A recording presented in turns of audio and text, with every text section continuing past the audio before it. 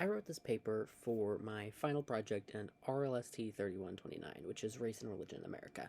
The course focuses on the intersection of religion and racial discrimination in America, and it has a heavy emphasis on intersectionality. So for my final paper, I wanted to write about something that is, interesting to me and close to me, so I decided to write about the intersection of queer identity and religion.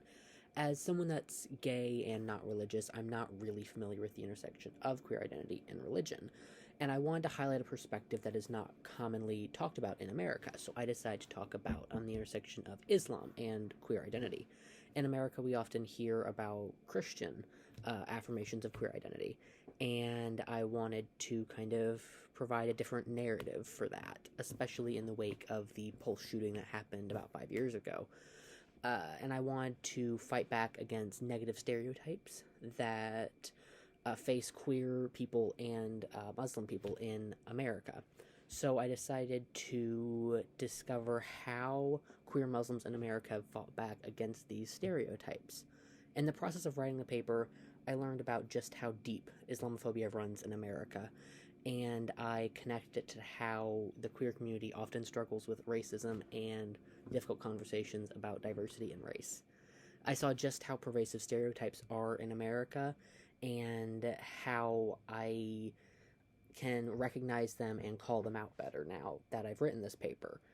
The process of writing this paper just re-emphasized to me that people with higher privilege like myself need to call out these negative stereotypes, call out discrimination in every form, and highlight perspectives of those who are more marginalized and do not have the same platform and ability to speak out that I do. There's a huge problem with racism in the queer community, and I want to draw attention to that, and I hope that that's what my paper has done, and has provided a framework for having these difficult conversations within our community. I want to showcase a diverse group of perspectives in this paper to create a compelling narrative and also emphasize just how deep these stereotypes are, and show the readers that these stereotypes affect lots of people, people you know, people you love.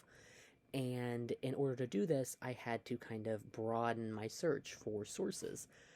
I, initially started out with scholarly sources, looking at articles, profiles of, religious leaders, chefs, artists, fashion designers, looking into how they fought back against queer Muslim stereotypes.